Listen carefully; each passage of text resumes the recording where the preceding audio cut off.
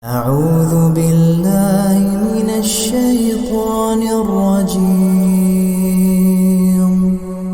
بسم الله الرحمن الرحيم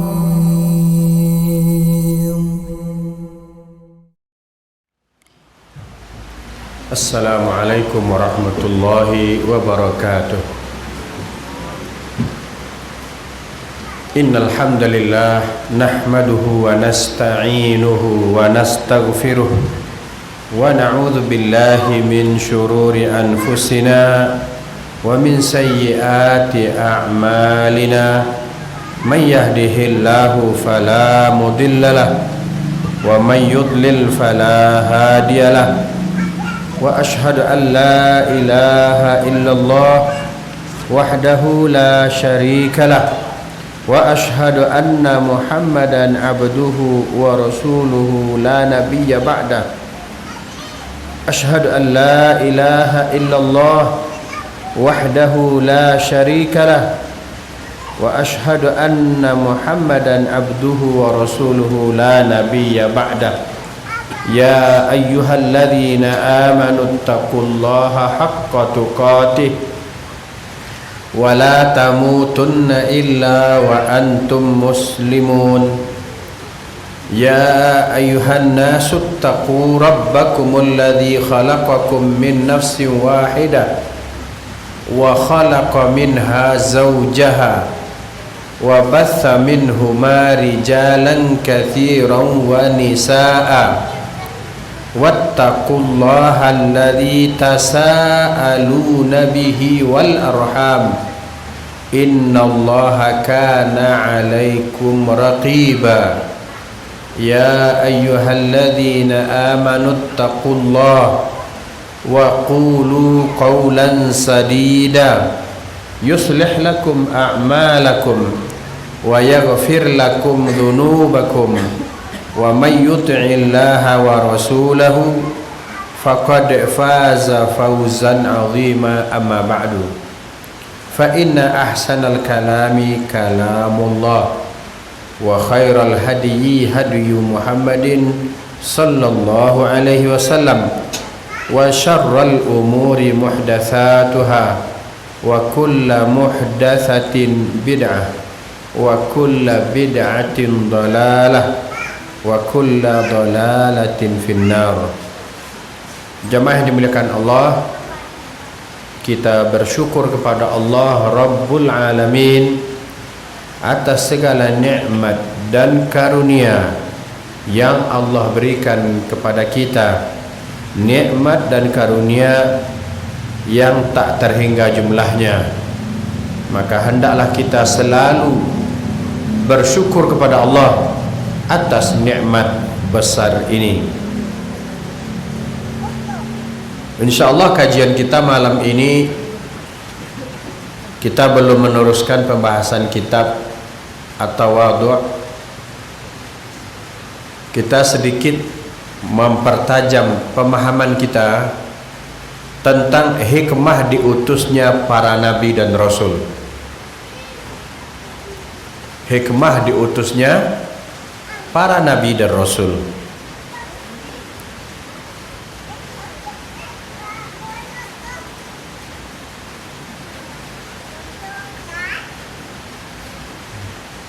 Sebelum kita membahas hikmah diutusnya para nabi dan rasul, dan nabi dan rasul itu adalah manusia, tentu kita bicarakan dulu hikmah diciptakannya manusia. Hikmah diciptakannya manusia oleh Allah Subhanahu wa taala tentu yang paling besar, dan hanya ini yang akan kita bicarakan, yakni untuk beribadah kepada Allah, untuk tunduk dan patuh kepada Allah. Allah Subhanahu wa taala berfirman, wa ma khalaqtul jinna wal insa illa liya'budun. Kata Allah Subhanahu wa taala, tidaklah aku ciptakan jin dan manusia kecuali hanya untuk beribadah kepadaku. Inilah hikmah terbesar dari diciptakan oleh Allah manusia, baik nabi dan rasul maupun umat, semuanya diciptakan oleh Allah hanya untuk beribadah, untuk tunduk dan patuh kepada Allah. Tentu sebagaimana yang kita bahas sebelumnya, manusia pertama yang Allah ciptakan dan dikenal dengan Abul Bashar, moyang manusia, adalah Nabi Adam alaihissalam. Dan sebelumnya sudah kita bahas panjang lebar tentang Nabi Adam. Hikmah pertama dari diutusnya Nabi dan Rasul adalah untuk mengenalkan manusia kepada Sang Pencipta, yakni Allah Subhanahu wa Ta'ala. Ini hikmah yang pertama, untuk mengenalkan manusia kepada Sang Pencipta. Kadang kan manusia banyak lupa. Dia lupa untuk apa dia diciptakan. Ya, hanya Nabi Adam sendiri yang diciptakan langsung oleh Allah dari tanah. Ya, sebagaimana yang kita bacakan dalam mukaddimah tadi, Allah Subhanahu wa Ta'ala mengatakan, wahai sekalian manusia, baik dia muslim atau non muslim, Allah panggil sekalian manusia. Bertakwalah kalian kepada Tuhan kalian. Tuhan kalian dimaksud di sini Allah yang menciptakan kalian dari diri yang satu. Siapa diri yang satu? Ya, Nabi Adam. Wa khalaqa minha zawjaha. Kemudian Allah ciptakan dari Nabi Adam itu istrinya. Wa batha minhuma rijalan katsiran wa nisaa. Kemudian Allah ciptakan dari keduanya laki dan perempuan yang banyak sebagai keturunan Adam dan Hawa. Nah, manusia, di antara manusia, dia tidak tahu asal muasal penciptaannya, atau di antara manusia masih ada yang tidak paham untuk apa dia diciptakan. Manusia diciptakan untuk beribadah pada Allah. Namun tentu manusia tidak dibiarkan oleh Allah beribadah kepadanya menurut metode dan caranya sendiri, melainkan Allah utus para nabi dan rasul.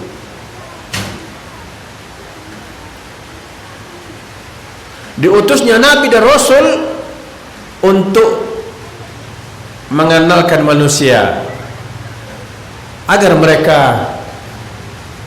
untuk mengajarkan kepada manusia agar mereka mengenal Allah. Sekarang saya ingin bertanya, adakah yang mendapatkan keterangan lain bahwa manusia pertama bukan Nabi Adam? Ada yang mendapatkan keterangan pasti bahwa manusia pertama bukan Adam?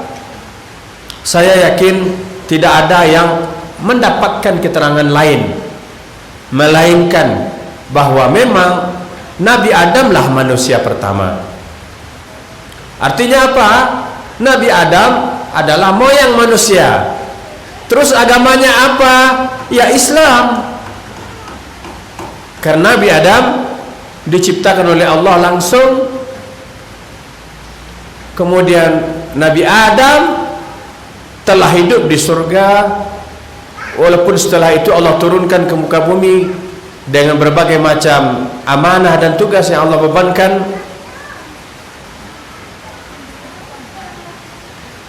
Namun tentu setelah beberapa lama masih ada manusia yang engkar dan tidak mau tahu terhadap Sang Pencipta.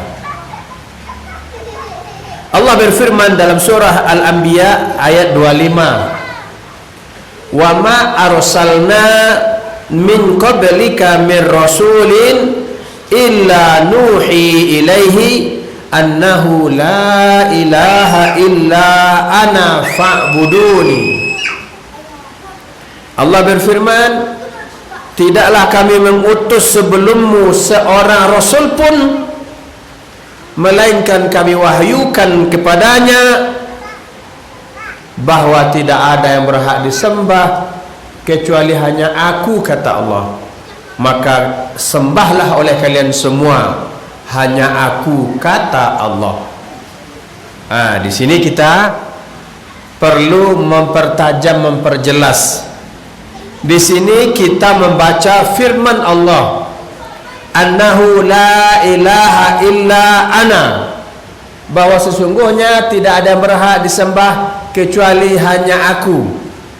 Kalau berhenti sampai di sini, apakah pemahaman kita ketika saya mengatakan tidak ada yang berhak disembah kecuali hanya aku, yakni aku yang membacakan ayat Allah? Tentu tidak. Yakni aku ini Allah. Bukan berarti setiap kita Allah. Ada orang yang nyeleneh, aku ini Allah. Wah, itu keliru besar. Yang dimaksud di sini, kita membaca ayat Allah bahwa Allah mengatakan, menyebut dirinya yang berhak disembah. Ya, dan dhamir kata gantinya di sini adalah aku. Sekarang begini, kadang orang main logika sendiri. Kalau ada seseorang tulis surat kepada kita, aku tulis surat ini untuk kamu dari jarak yang sangat jauh. Kemudian dibaca oleh orang yang menerima surat, aku tulis surat ini untukmu. Apakah yang membaca, yang menulis? Nah, aku di sini aku yang mana? Ya, aku yang menulis, yang mengirim surat untuk kita gitu. Ya, supaya apa nih? Supaya nanti jangan ada orang berdalil, aku pemahamanku, keyakinanku berdasarkan Al-Quran. Allah berfirman, ya, tidak ada yang berhak disembah kecuali hanya aku. Maka aku itu setiap diri yang membaca. Ini keliru. Paham ya? Maka kata Allah, sembahlah oleh kalian semua hanya aku. Ini menunjukkan, ini penjelasan, ini firman Allah. Ya, bahwa Allah mengatakan sebelum Nabi Muhammad SAW telah Allah utus banyak rasul. Setiap mereka Allah wahyukan kepada mereka untuk mengatakan kepada manusia atau untuk memerintahkan kepada para rasul dan nabi, katakan kepada manusia, kenalkan kepada manusia, jelaskan kepada manusia bahwa tidak ada yang berhak disembah kecuali hanya aku saja, kata Allah. Maka sembahlah aku oleh kalian semua, kata Allah Subhanahu wa ta'ala.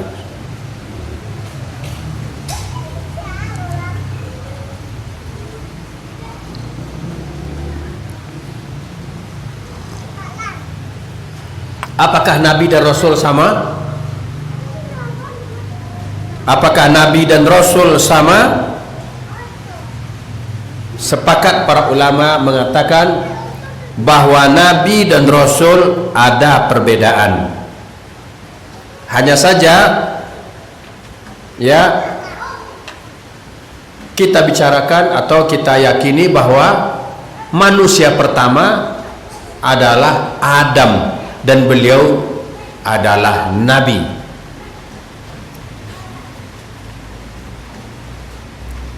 Tentu juga beliau Rasul Allah. Iya. Cuma nanti akan ada perbedaan antara Nabi dan Rasul. Sejak kapan mulai ada pengingkaran? Mulai pengingkaran manusia itu sejak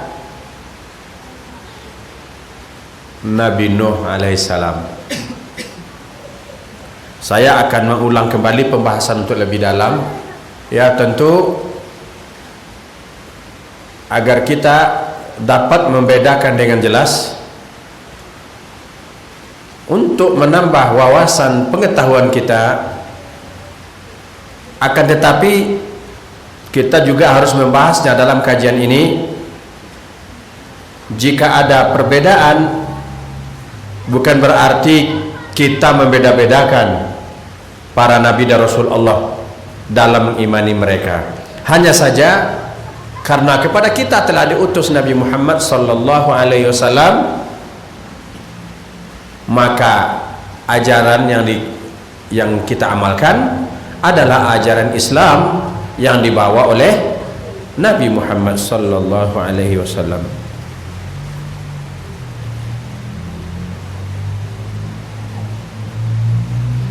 Apa perbedaan pendapat ulama atau penjelasan para ulama kita? Bahwa setiap rasul adalah nabi. Setiap rasul adalah nabi. Tapi bukan setiap nabi rasul. Begitu ya? Setiap rasul adalah nabi, tapi tidak setiap nabi adalah rasul. Oleh sebab itu, ar-risalah kerasulan itu lebih umum dari an-nubuwah. Ar-risalah kerasulan lebih umum dari kenabian.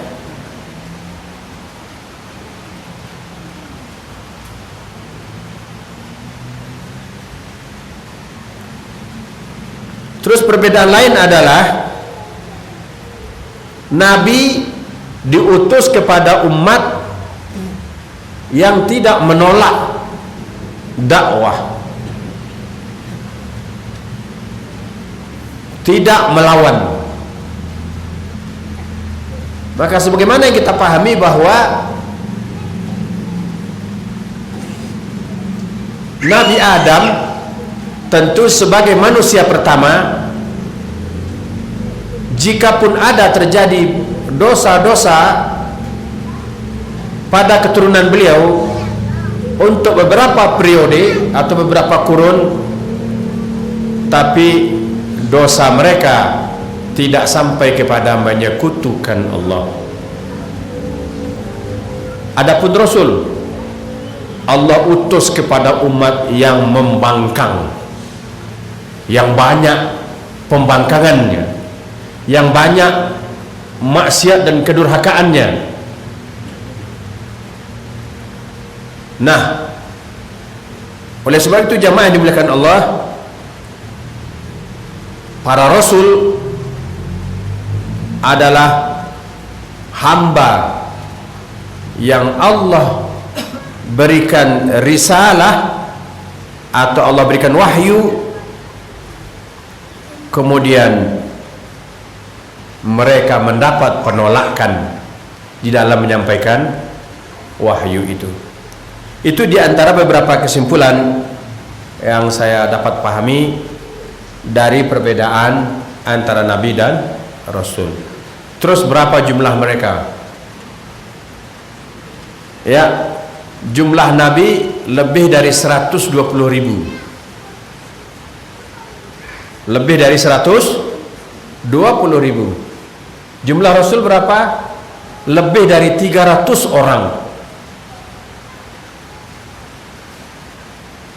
Berapa lebihnya, berapa pastinya, hanya Allah yang tahu. Tapi kesimpulannya, seluruh nabi dan rasul mereka muslim. Nabi yang jumlahnya lebih dari 120, rasul yang jumlahnya lebih dari 300 orang, semuanya mereka beragama Islam dan mengajak manusia untuk mentauhidkan Allah. Sampai di sini tentu kita semakin paham bahwa agama nenek moyang dan agama umat terdahulu adalah Islam.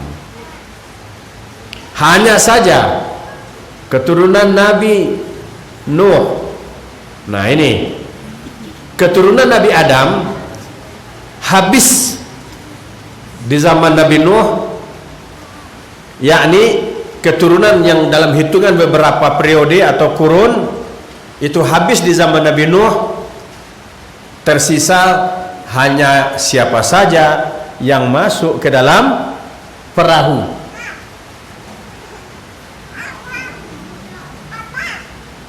Nah, di antara yang masuk ke dalam perahu itu adalah 3 orang anak Nabi Nuh. Anak Nabi Nuh ada 4. Ada Ham, ada Syam, ada Yafith, ada Yam. Udah ada pencatat sebelumnya. 4 orang anak Nabi Nuh. Ham, 1 Ham. Yang kedua Syam. Yang ketiga Yafith, pakai sa ujungnya. Yang keempat Yam atau Kan'an. Yang keempat inilah yang durhaka, yang tenggelam di bawah banjir bandang. Sedangkan yang 3 bergabung bersama Nabi Nuh dalam perahu, maknanya mereka beriman kepada Allah, maknanya mereka mau menerima dakwah. Terus kita orang Melayu keturunan siapa? Kita orang Melayu keturunan Yafith, ya, dan orang kulit hitam dan lain-lainnya keturunan yang 2 tadi. Kalau Kan'an kan meninggal, tidak punya keturunannya. Kenapa? Karena dia durhaka dan ditenggelamkan di dalam banjir bandang itu.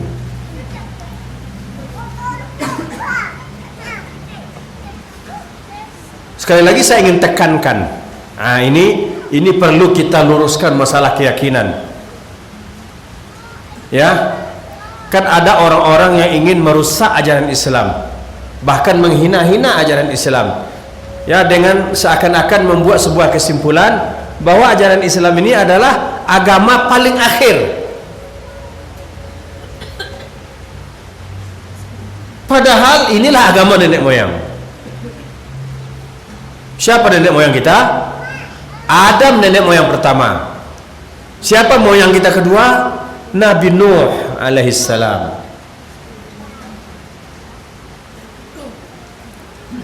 Qala Nuh alaihissalam libnihi Sam. Berkata Nuh alaihissalam kepada anaknya Sam. Ini berkaitan dengan tawadhu. Karena beberapa hari yang lalu atau beberapa waktu yang lalu kita membahas tawadhu, dan untuk malam ini kita selipkan dengan hikmah diutusnya para nabi dan rasul. Apa kata Nabi Nuh kepada anaknya Sam? Ya bunayya, la tadkhulunnal qabra wa fi qalbika mithqalu dzarratin minasyirki billah, fa innahu man ya'tillaha musyrikan fala hujjata lahu. Lihatlah bagaimana dakwah Nabi Nuh. Nabi Nuh berkata kepada anaknya Sam, wahai anak sayangku, janganlah sekali-sekali engkau masuk kubur sedangkan dalam hatimu membawa sebesar biji bayam dari kesyirikan. Sesungguhnya siapa yang datang menghadap Allah dalam keadaan musyrik, lihat ini, kita bukan mensyirik-syirikkan. Lihat, ada orang yang licik menghina-hina ajaran Islam. Ketika kita menjelaskan masalah kesyirikan, enak aja tuh mensyirik-syirikkan amalan orang. Tidak. Lihatlah bagaimana Nabi Nuh mengatakan kepada anaknya, jangan sekali-sekali engkau memasuki kubur sedangkan dalam hatimu masih membawa sebesar biji bayam dari kesyirikan. Sesungguhnya siapa yang menghadap Allah dalam keadaan musyrik, lihat, walaupun sebesar biji bayam kesyirikan dalam hatinya, apa kata Nabi Nuh disebut siapa? Musyrik. Maka siapa saja yang menghadap Allah dalam keadaan musyrik, maka tidak ada hujjah bagi dia, tidak ada alasan lagi, tidak ada lagi pertolongan untuknya. Artinya apa? Allah akan azab dia.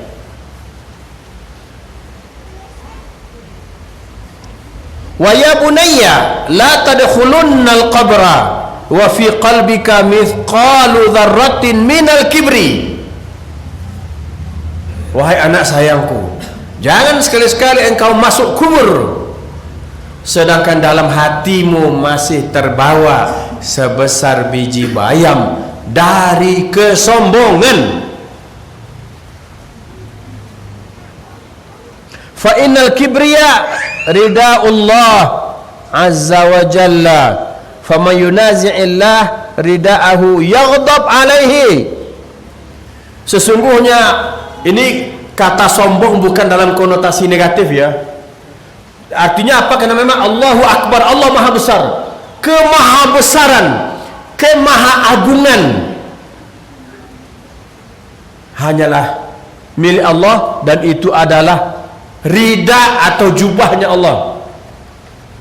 Maka siapa yang menyaingi Allah dalam pakaian kebesarannya, maka Allah akan marah kepadanya.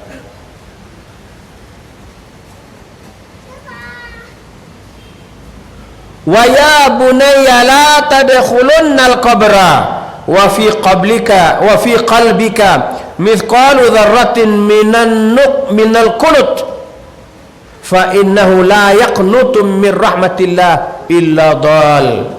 Wahai anak sayangku, jangan sekali-sekali engkau masuk kubur, kata beliau, sedangkan dalam hatimu masih ada sebesar biji bayam dari keputusasaan.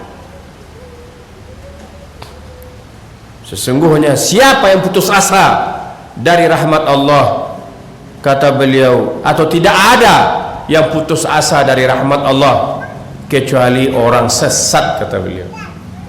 Ya.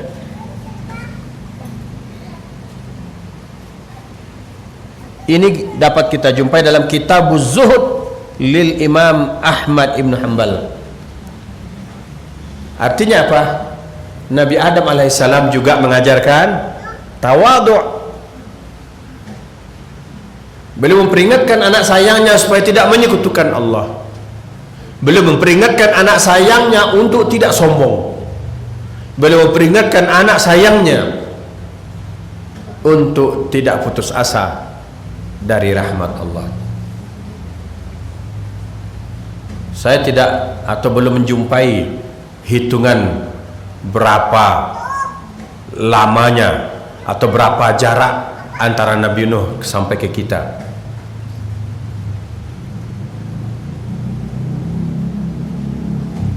Sebagaimana yang kita ulas di awal tadi, begitu banyaknya Nabi dan Rasul sebelumnya, semua mereka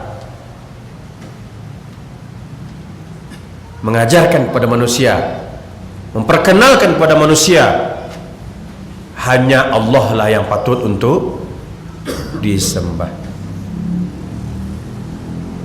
Tentu dari dulu, semenjak kerasulan Nabi Nuh alaihissalam dalam menyikapi dakwah, tentu tiga saja posisi manusia. Satu, beriman, mukmin. Yang kedua, menolak, kafir. Sebab Nabi Nuh sendiri dalam surah Nuh mengatakan, qala Nuhur rabbi la tadhar fil ardi minal kafirina dayyara. Ya Allah, kalau mau dekubana perangai rangkap pikir muka bumi, jangan padiam jo mereka tinggal muka bumi lain. Itu kan doa Nabi Nuh. Artinya apa? Siapa yang tidak mau menerima dakwah Nabi Nuh menyebutnya kafir. Yang ketiga, pura-pura beriman.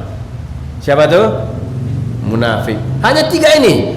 Mulai dari umat Nabi Nuh sampai umat Nabi Muhammad sampai datangnya kiamat nanti, tiga ini posisi manusia dalam menerima kebenaran yang datang dari Allah: beriman, menolak, atau pura-pura beriman.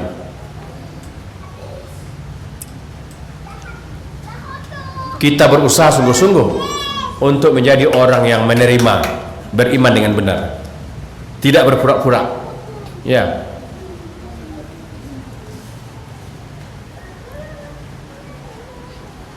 Jadi apa hikmah pertama Nabi dan Rasul diutus? Untuk mengenalkan manusia kepada Sang Pencipta, yakni Allah Subhanahu wa ta'ala. Yang kedua, hikmah Allah utus Nabi dan Rasul adalah untuk menyelamatkan manusia dari perselisihan tentang prinsip kehidupan mereka, atau tentang hal-hal yang sangat prinsip dalam kehidupan mereka. Ya, Allah mengutus Rasul untuk menyelamatkan manusia dari perbedaan. Sampai di sini bisa kita pahami, perbedaan itu rahmat atau bencana?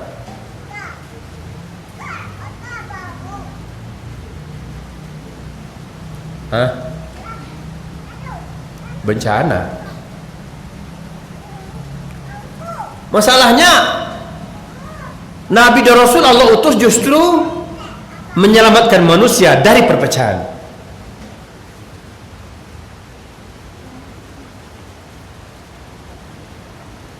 Kita sering mendengar ya hadis yang dibacakan, dan ini kedustaan terhadap Nabi. Ikhtilafu ummati rahmah, perbedaan dan perpecahan umatku adalah rahmat. Ini hadis palsu, bukan perkataan Nabi Sallallahu Alaihi Wasallam. Justru diutusnya Nabi itu untuk menyelamatkan manusia dari perpecahan, bukan untuk menguatkan manusia dalam perpecahan. Sekiranya perpecahan itu adalah rahmat, maka Nabi diutus untuk memecah-mecah umat. Masa rahmat tidak diperjuangkan? Ini logis sekali ya. Nabi diutus untuk menyelamatkan manusia dari perpecahan. Dalilnya firman Allah dalam surat An-Nahl ayat 64. Wa ma anzalna 'alaikal kitaba illa litubayyana lahum alladhi ikhtalafu fihi wa hudan wa rahmatan liqaumin yu'minun.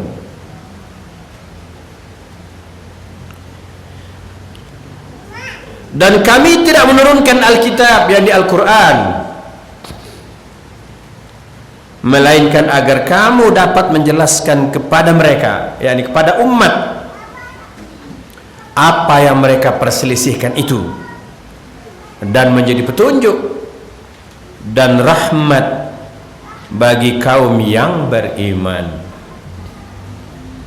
Bukan hanya Nabi Muhammad, tentu Nabi dan Rasul sebelumnya diutus oleh Allah untuk menyatukan manusia tentang prinsip hidup.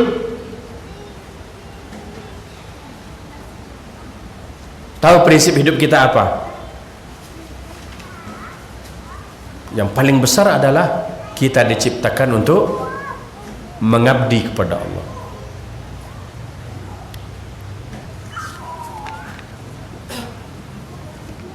Yang keberapa? Yang ketiga. Yang ketiga, tabsyirul mu'minin. Nanti terjemahannya aja dicatat. Tabsyirul mu'minin wa inzarul kafirin. Yang ketiga, hikmah diutusnya para nabi dan rasul adalah untuk memberi kabar gembira bagi orang-orang yang beriman,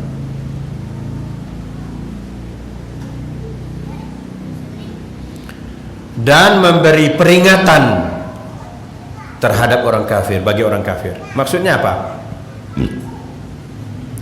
Memberi kabar gembira untuk orang beriman, yakni dengan apa? Dengan surga. Jika mereka beriman, mereka masuk surga. Sebagaimana firman Allah dalam surah Al-Baqarah, wa basyiril ladzina amanu wa 'amilus salihati anna lahum jannat. Beri kabar gembiralah orang-orang beriman dan beramal soleh bahwa untuk mereka Allah sediakan surga. Adapun untuk orang kafir, wattaqun naral lati waquduhan nasu wal hijarah uiddat lil kafirin. Bahwa neraka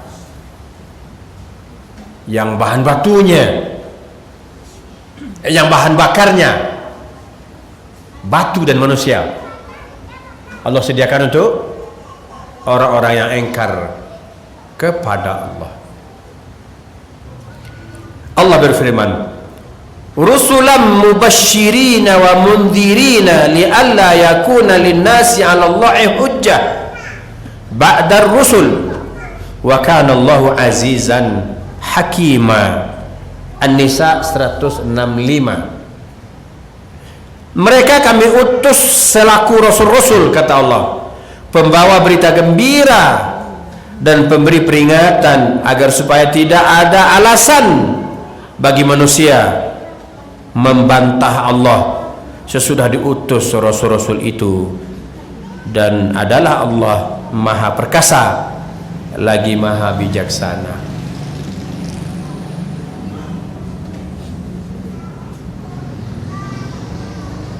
Ya, Allah menjelaskan bahwa para rasul dan nabi itu Allah utus untuk membawa kabar gembira dan membawa kabar buruk. Kabar gembira untuk orang beriman, kabar buruk untuk orang-orang yang engkar, yang tidak mau beriman kepada Allah. Kemudian yang keempat, diutusnya Nabi dan Rasul adalah untuk memberi teladan yang baik. Tentu lebih lagi kepada teladan dalam beribadah. Laqad kana lakum fi Rasulillahi uswatun hasanah liman kana yarjullaha wal yawmal akhirah wa dzakarallaha katsira. Sungguh telah terdapat pada diri Rasulullah itu untuk kalian, kata Allah, contoh teladan yang baik bagi siapa saja yang menginginkan berjumpa dengan Allah dan hari akhir, dan mereka mengingat Allah sebanyak-banyaknya. Jadi apalagi dalam beribadah, dalam tata cara beribadah, maka Rasulullah lah teladan kita. Kita mengikut Rasulullah, mengikut tata cara Rasulullah dalam beribadah kepada Allah Subhanahu wa taala. Sampai di sini dulu pembahasan hikmah diutusnya para nabi dan rasul, dan di bagian terakhir setelah salat Isya nanti tentu kita akan membahas hikmah diutusnya Nabi Muhammad sallallahu alaihi wasallam. Walhamdulillahirabbil alamin. Wassalamualaikum warahmatullahi wabarakatuh.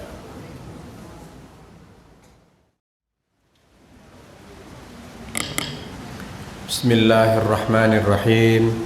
Assalamualaikum warahmatullahi wabarakatuh. Alhamdulillahi rabbil alamin. Wassalatu wassalamu ala nabiyyina Muhammadin wa ala alihi wa ashabihi wa man tabi'ahum bi ihsanin ila yaumiddin. Asyhadu an la ilaha illallah wahdahu la syarika lah wa asyhadu anna Muhammadan abduhu wa rasuluhu la nabiyya ba'dah, amma ba'du.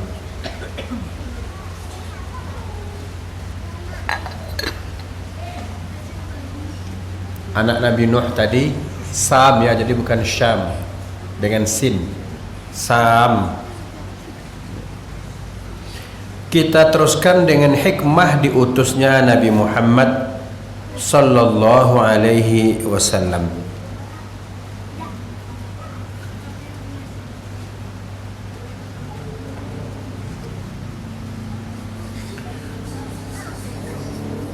Hikmah terbesar dari diutusnya Nabi Muhammad sallallahu alaihi wasallam adalah pembawa rahmat untuk sekalian alam.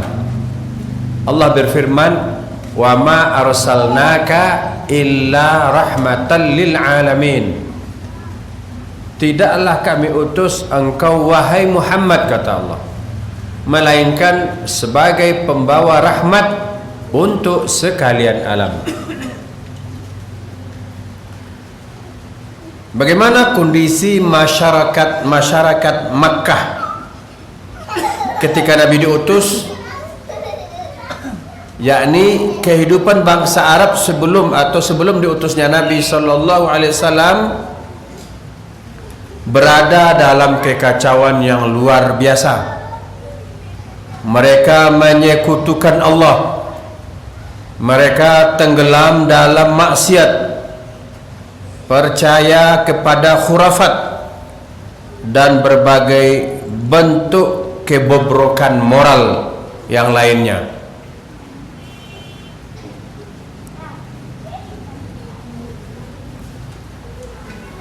Berhala-berhala mereka letakkan di sekeliling Ka'bah. Di antaranya adalah Hubal, Latta, Uzza dan Manat. Itu yang terkenal, yang besar-besar.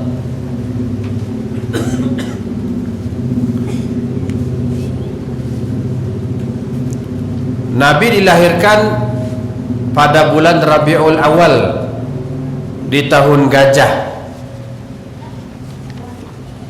Tapi ulama berbeda pendapat. Apakah Nabi lahir tanggal 12 atau tanggal yang lain? Maka berbeda pendapat ulama, yakni Nabi, ada yang mengatakan Nabi lahir tanggal 2, ada yang mengatakan Nabi lahir tanggal 8, ada yang mengatakan Nabi lahir tanggal 10, ada yang mengatakan Nabi lahir tanggal 12, ada yang mengatakan Nabi lahir tanggal 17. Jadi tentang hari kelahiran Nabi ulama tidak sepakat, tapi tentang bulannya iya, yakni Rabiul Awal. Tapi ulama sepakat bahwa Nabi meninggal tanggal 12 Rabiul Awal. Itu ya, meninggal tanggal 12 Rabiul Awal.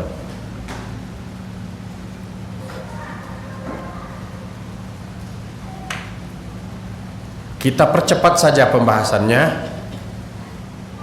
Sampailah Nabi kepada masa akan menikah. Untuk pertama kalinya Nabi SAW menikah dengan Khadijah, Ibunda Khadijah. Kalau selama ini terkenal dengan awalan Siti Khadijah, itu orang kita aja yang bikin. Ya, tapi kalau laki-laki Sidi, perempuan Siti. Tidak ada dalam bahasa Arab Siti Khadijah. Siti itu bahasa Inggris, artinya kota.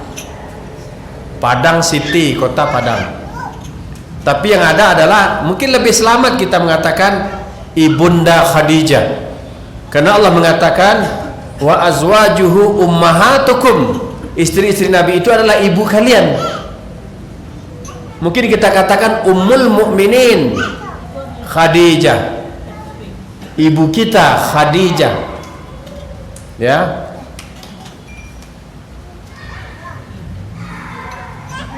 Nah, terdapat teladan yang baik untuk perempuan terutama dari diri Khadijah Ummul Mukminin. Selama ini yang kita dengar, berapa umur Nabi Muhammad ketika nikah dengan Khadijah dan berapa umur Khadijah, radhiyallahu anha menikah dengan Rasulullah? Umur berapa Nabi? Umur Khadijah 40. Ada dua pendapat. Satu pendapat pertama mengatakan bahwa usia Rasulullah ketika menikah dengan Khadijah adalah 25 dan usia Khadijah adalah 28.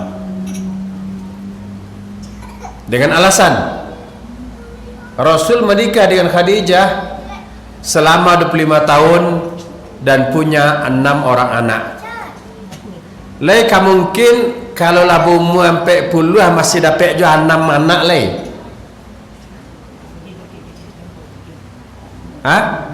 Sedangkan produksi kalau lah usia dia sampai puluh lah mulai masuk usia menopause. Pendapat kedua mengatakan memang Khadijah radhiyallahu anha ummul mukminin ketika menikah dengan Rasulullah umur 40 dengan alasan sebab beliau meninggal dalam keadaan tua, berarti berumur 65. Kita tidak ikut berdebat dalam masalah ini, tapi hanya untuk pengetahuan bahwa di situ ada perbedaan pendapat. Tapi, nah ini tolong diingat, ini terutama untuk para perempuan. Tapi ada sebuah keistimewaan yang patut dicontoh oleh para wanita, bahwa Khadijah radhiyallahu anha digelar dengan sebutan Tahirah. Apa arti Tahirah? Wanita yang suci. Beliau hidup di zaman jahiliyah, beliau cantik, beliau kaya raya, tapi tidak pernah terjerumus ke dalam maksiat. Tidak pernah terjerumus ke dalam maksiat. Kalau bahasa awak tidak pernah berbuat buruk, padahal cantik dan kaya, padahal hidup di zaman serba bisa, serba boleh. Orang aja bebas saja melakukan maksiat. Tapi beliau juga terkenal dengan afifah, yakni wanita yang menjaga kesucian dirinya. Saya tekankan dengan keras kepada kita semua jamaah, jago anak-anak awak, terutama anak-anak pedusi awak. Jangan biarkan nyoba cari dak laki-laki. Iku kares ketek kau. Karena awak mudah saya mempelapeh anak awak. Sudah aku nyurusak anak awak. Sudah tunjuk aku nak tanggung jawab. Buat tanggung jawab mana? Tapi kadang-kadang ndak ada jalan lain-lain, baalai. Ikut tolong menjadi perhatian awak. Ya, barek punya anak pedusi, maka jago elok-elok. Jangan biarkan laki-laki jalang tu menyentuh-nyentuh anak awak. Anak awak bukan murahan.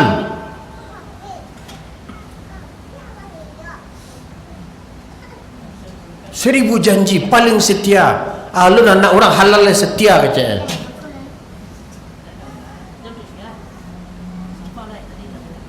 Khadijah cantik, kaya raya, apa sih bisa dilakukannya, tapi nyo menjaga kehormatan dirinya.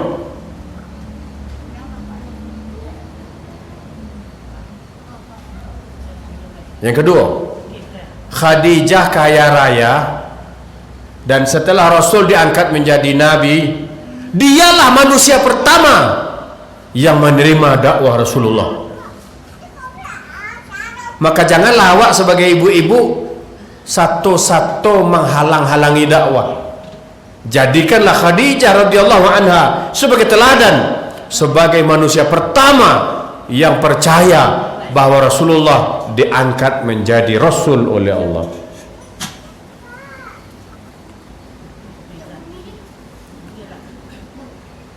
Khadijah, wanita teladan, Ummul Mukminin, ibu kita orang-orang beriman, orang yang pertama menerima dan membenarkan dakwah Rasulullah sallallahu alaihi wasallam. Yang ketiga, Khadijah radhiyallahu anha sebagai wanita kaya raya, dikeluarkan hartanya semuanya untuk mendukung dakwah Rasulullah sallallahu alaihi wasallam. Kok ada ibu-ibu punya harta seorang, indah harta berdua do, tu lai gak cukup biaya duit, ibu capek jual meh tu selesai masjid awak.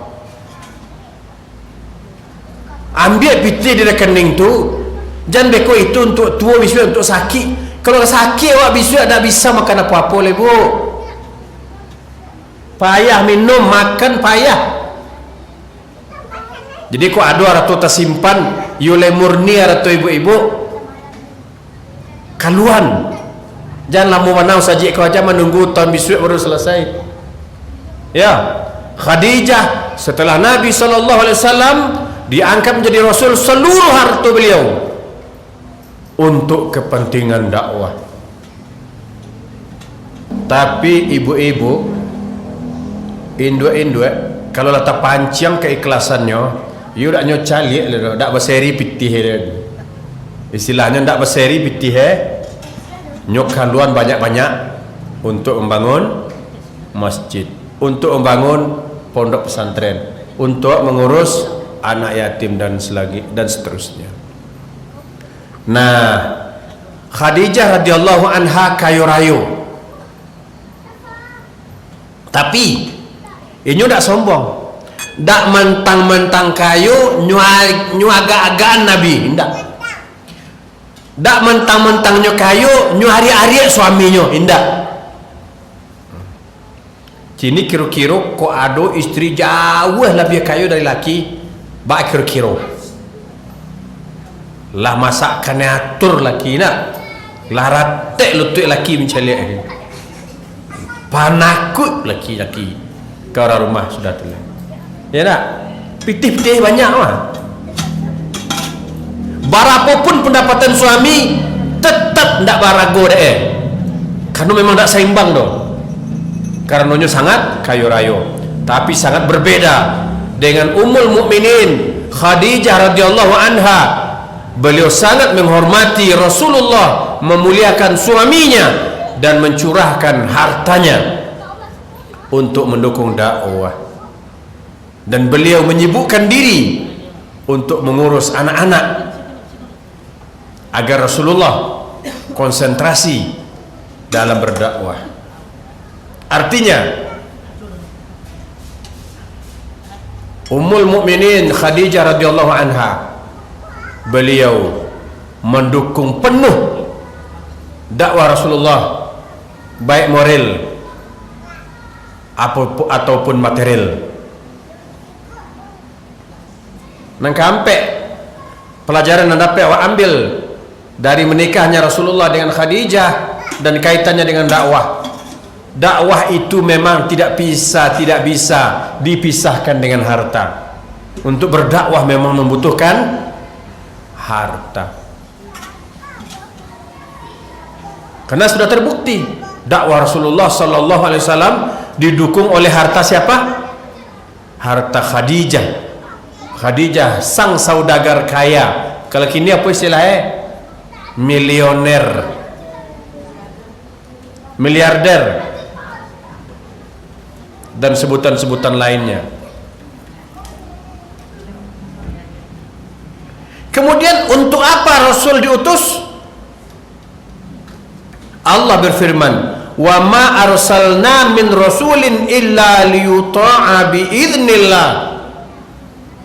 Surah An-Nisa ayat 64. Tidaklah seorang rasul pun kami utus, kata Allah, melainkan untuk ditaati dengan izin Allah. Jadi rasul itu diutus untuk ditaati. Maknanya apa? Untuk dipatuhi Apa yang disampaikan Rasul kita terima, kita imani. Apa yang diperintahkan, apa yang dicontohkan, kita ikuti. Apa yang dilarang, kita tinggalkan.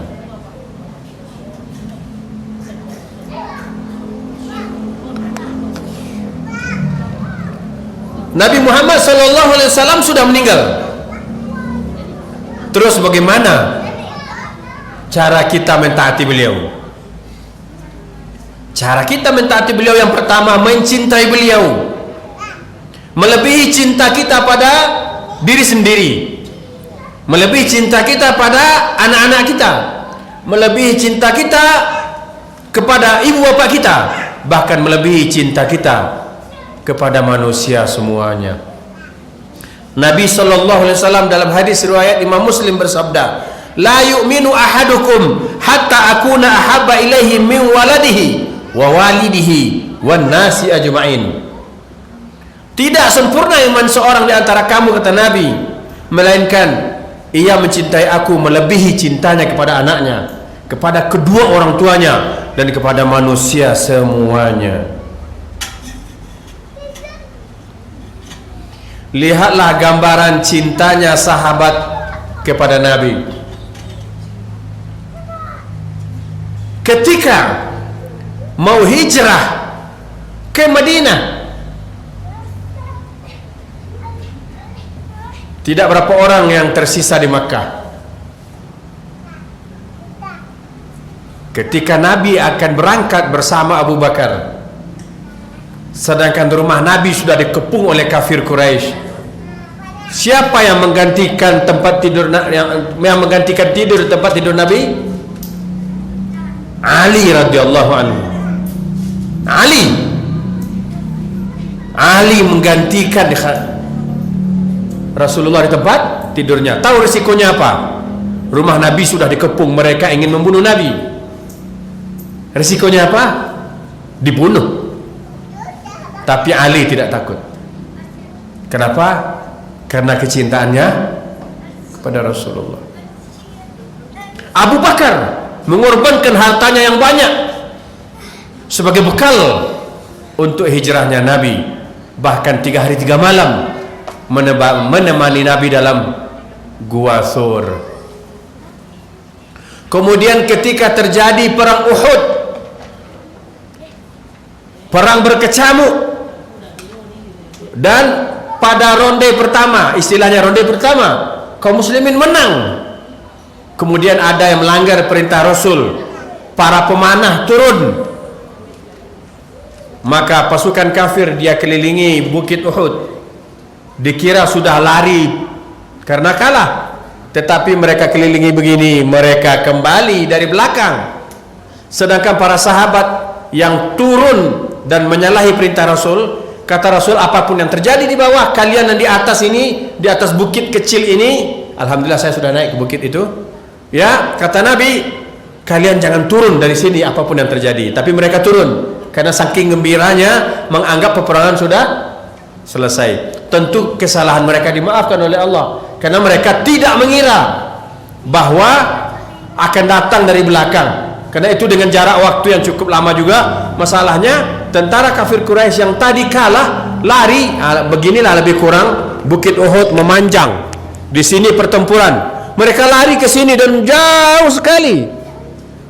Ya, tentu yang di atas mengira sudah benar-benar menang. Mereka turun ke bawah, akan tetapi tentara tadi berbalik ke sini, kembali mengambil alih Jabal Rumat, yakni bukit kecil untuk tempat memanah itu.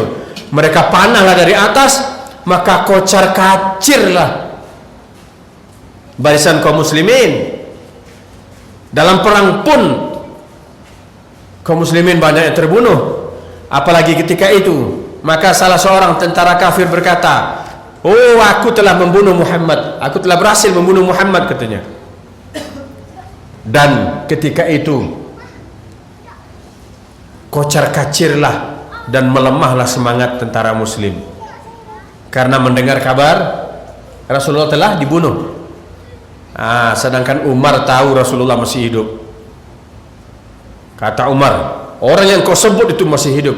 Maka kembalilah semangat kaum muslimin berapi-api. Akan tetapi para pemanah tadi menembakkan panah mereka, melayangkan panah-panah mereka, menghujani tubuh para sahabat. Kenapa? Karena sahabat melindungi Nabi begini, berkeliling melindungi Nabi. Lihatlah di sini, mereka gugur menyelamatkan fisik Nabi. Mereka yang kena panah, mereka gugur. Mereka korbankan jiwa raga mereka untuk melindungi Rasulullah. Maka sampailah kabar ke Madinah, ke pusat kota, kalau Nabi terbunuh. Maka ketika kembali, ibu-ibu bertanya, bagaimana keadaan Rasulullah? Tentara menjawab, anakmu terbunuh. Mereka bertanya lagi, bagaimana kabar Rasulullah? Tentara muslim, sahabat Rasulullah menjawab, suamimu meninggal. Bertanya lagi yang lain, bagaimana kabar Rasulullah? Dijawab, anakmu meninggal. Dia nggak tanya bagaimana kabar suamiku, dia nggak tanya bagaimana kabar anakku, tapi yang ditanya bagaimana kabar Rasulullah. Apa kata ibu-ibu yang suaminya meninggal? Apa kata ibu-ibu yang anaknya meninggal dalam perang Uhud? Selama engkau masih hidup ya Rasulullah, kematian suamiku, kematian anakku sangat kecil bagiku. Begitulah kecintaan para sahabat, baik laki-laki ataupun perempuan, kepada Rasulullah sallallahu alaihi wasallam. Adapun umat hari ini menampakkan kecintaannya kepada Nabi dengan mengamalkan amalan-amalan yang tak pernah diajarkan Nabi. Dia bakar kemenyan-kemenyan, dia pakai wangi-wangian, dia bergoyang-goyang, dia goyang duduk, kemudian dia berdiri. Ketika berdiri katanya Nabi sudah hadir di hadapannya. Padahal Nabi sudah meninggal, jasadnya dikubur, ruh beliau tentu ditempatkan oleh Allah di tempat yang mulia. Begitu kecintaan para sahabat kepada Rasulullah. Kita mengaku cinta, tapi amalan bertolak belakang. Maka pertanyaannya, cintamu asli atau palsu? Ya. Padahal, Allah mengatakan, orang yang paling cinta kepada Allah tentu Rasulullah. Ya. Setelah itu para sahabat. Maka Allah Subhanahu wa taala berfirman, "Qul in kuntum tuhibbunallaha fattabi'uni." Katakan wahai Muhammad kepada umatmu. Siapa umat pertama? Para sahabat. Katakan wahai Muhammad kepada umatmu, jika mereka mengatakan kami mencintai Allah, maka syaratnya satu, mutlak. Fattabi'uni, ikutilah aku. Yakni Nabi Muhammad sallallahu alaihi wasallam. Yuhibbukumullah, baru Allah mencintaimu, baru Allah mengakui pengakuan cintamu. Wa yaghfir lakum dzunubakum, dan mengampunkan dosa-dosamu. Wallahu ghafurur rahim, dan Allah Maha Pengampun lagi Maha Penyayang. Jadi bagaimana cara kita mencintai Rasul? Dengan beramal mengikuti sunnah-sunnah beliau, meninggalkan apa yang beliau larang. Apa yang beliau perintahkan, beragama sesuai sunnah. Apa yang beliau larang, jangan buat bid'ah. Perintah, beragama sesuai sunnah. Larangan, jangan buat bid'ah. Itu larangan Rasul. Tapi hari ini banyak kaum muslimin paneh dadonya kan. Kalau dikecian, jangan buat bid'ah. Enak saja larang-larang. Berarti Rasul yang dikritiknya.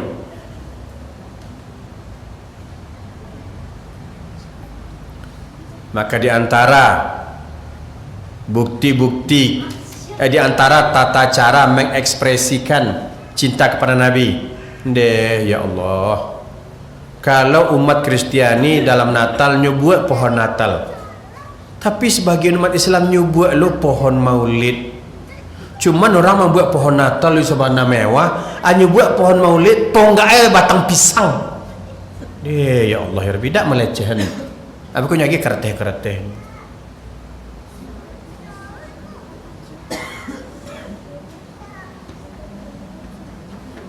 Nabi puasa Senin Kamis. Ditanya oleh sahabat, kenapa engkau puasa Senin Kamis ya Rasulullah? Beliau menjawab, pada hari Senin dan Kamis itu amalan diangkat ke atas menghadap Allah. Maka aku ingin amalku kembali kepada Allah dan aku sedang berpuasa. Itu alasan kenapa ada puasa sunnah Senin Kamis. Kemudian yang kedua, kata Nabi, aku dilahirkan hari Senin, aku diangkat menjadi Rasul hari Senin. Dan belakangan tentu tidak tahu Nabi kapan beliau akan mati pastinya kan, karena itu urusan gaib. Dan belakangan ternyata beliau juga mati hari Senin. Jadi kalau mau memperingati hari kelahiran Nabi, peringatilah hari Senin. Karena Nabi lahir harinya pasti Senin, tapi tanggalnya berbeda pendapat ulama. Kalau siko Senayan.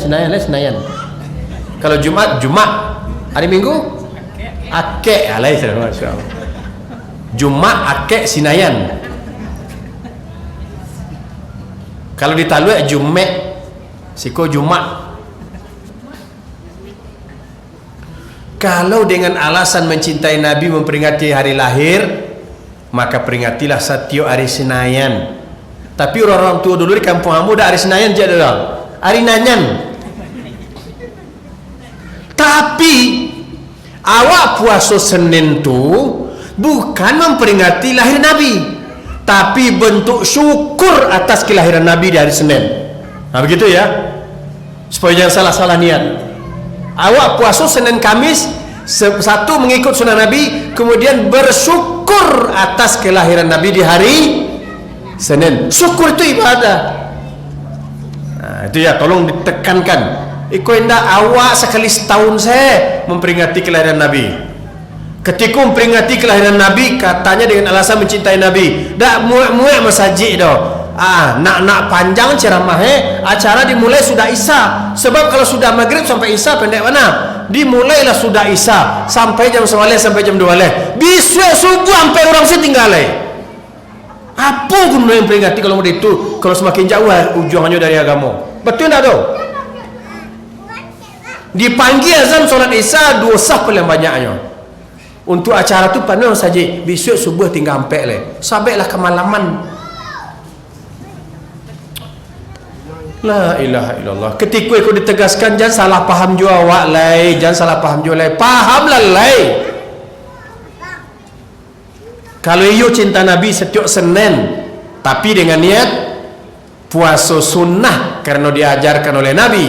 Kemudian kalau iyo sebagai bentuk syukur atas kelahiran Nabi, bukan karena hari lahirnya itu, tapi bentuk syukur atas kelahiran beliau di hari itu. Paham ya? Yang mudah-mudahan kita diberi pemahaman oleh Allah. Ya, mudah-mudahan awak tahu lai. Mudah-mudahan awak indak termasuk dalam kelompok orang nan indak mau tahu. Jangan pakai pokok itu. Mudah mau tahu pokok karena itulah lebih dulu. Kecil sial lebih dulu itu belakangan. Kalau lebih dulu untuk Nabi lebih dulu, yang bersangkutan lebih dulu memperingatinya. Itu baru lebih dulu namanya. Gitu ya. Iko harus sambil bahas itu kadang tak satu awaknya kecil ada orang tak bermasyarakat. Padahal mengamalkan sesuatu yang tidak disunahkan pas awak itu. Ambo pun kena jebak. Bisa si ceramah kampung kami Ustaz. Untuk apa tu Maulid Nabi? Anda tipu ambo. Sebulan kemudian nyundang Kira sebulan kemudian itu Maulid Nabi dah. Deh panjang lah ini. Kami sikut 3 bulan Maulid Nabi Ustaz. Ya, astagfirullah. Gitu ya. Jadi Rasul hikmah diutusnya Nabi Muhammad sallallahu alaihi wasallam untuk pembawa rahmat bagi sekalian, sebagai pembawa rahmat bagi sekalian alam. Kemudian maknanya apa? Beliau diutus untuk sekalian manusia di muka bumi kau, bahkan untuk bangsa jin sekalian. Kalau nabi-nabi dan rasul terdahulu untuk umat-umat tertentu. Sahabat tu Nabi awak Anda aja mengikuti beliau lain. Ayo tak tahu mulai. Apa lagi alasan? Terakhir, tentu ayat diturunkan oleh Allah dalam bentuk lafaz Laqad kana lakum fi Rasulillahi uswatun hasanah. Sungguh telah dapat pada diri Rasulullah bagimu contoh teladan yang baik. Mari kita contoh. Sesuai dengan kajian kita sebelumnya, Rasulullah itu tawadhu, Rasul iyo, pemimpin dunia iyo. Nabi tidak sombong doh. Siasa bisa menggandeng tangan Nabi. Awak kini kalau kebesuju orang hebat, tak tanggung melapih-lapih hendak. Tapi Rasul zaman itu, siapa sih ingin bersuju beliau? Bahkan orang tak beriman pun bisa dengan mudah bertemu dengan beliau. Artinya apa? Nabi tidak sombong. Sudah tu Nabi amuah menghadiri undangan orang bansek, walaupun dia aju makanan nan seadonyo. Salah satunya Nabi diundang dan dihidangkan korma nambaule, korma bakumbang. Termasuk awak kok ada acara beralek, jangan kayu-kayu saya nak undang bagi orang yang kayu. Contohlah Nabi, beliau merakyat, beliau sangat sayang kepada fakir miskin dan anak yatim. Nah, kita contoh beliau sebagai suami. Rasul tidak egois di rumah dah. Cabiak bajunya jahit seorang, cabiak terompanya jahit seorang.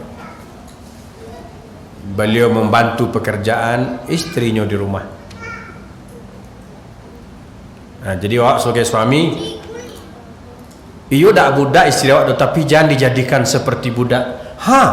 Sajak patah lain selesai lain. Menyuci lu selesai, masak lu jual ya. Papulah cara kau. Iyo menyuci air karuah. Bertunggu lu jangan nih lu. Anda, buat akan menggosok lampu mati. Setrika zaman dulu dak lu ada warna tempurung lu payah cari.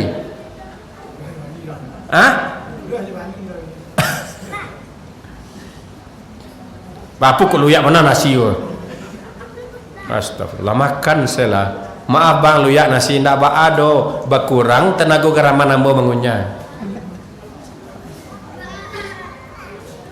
Tidak terlalu latih karena mana bang mengunyah tu. Cuman tolong banyakan air untuk mendorong itu. Kalau nasi luyak aku kan payah lah luyak nak. Enggak banyak si air setiap untuk menundoin.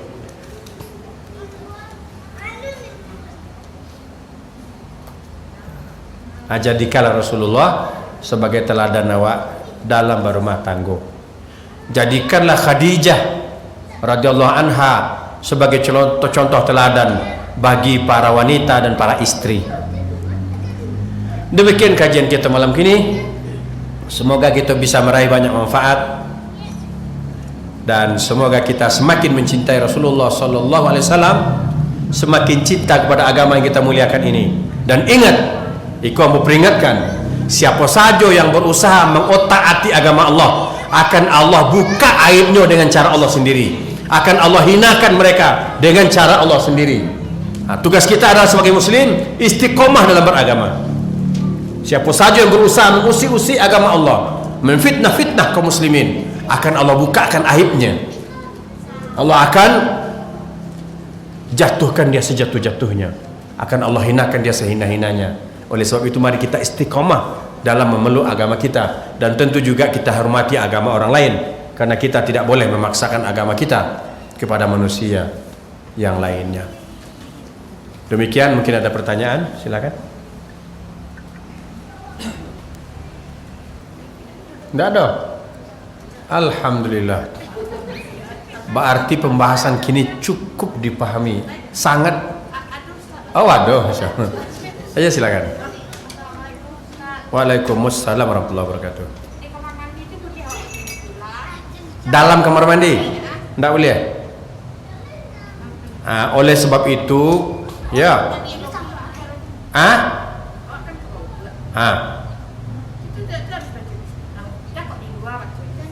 Jadi gini, sesudah kok kamu buat rumah, tolong bedakan toilet jo sampai bau dua. Tapi kalau lah tagabuang ba ajolai ba solusi membaca bismillah tu dalam hati, tidak dilafazkan. Ya, nana dora saki renovasi rumah awak, buat sampai bau duit pisahkan dari toilet.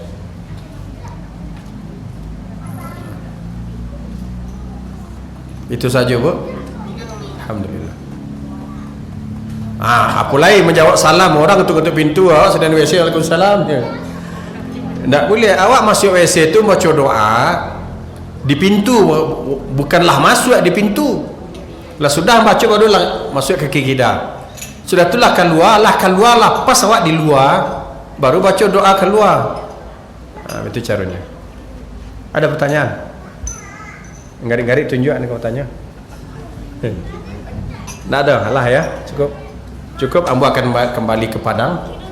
Subhanakallahumma bihamdika asyhadu an la ilaha illa anta astaghfiruka wa atubu ilaik.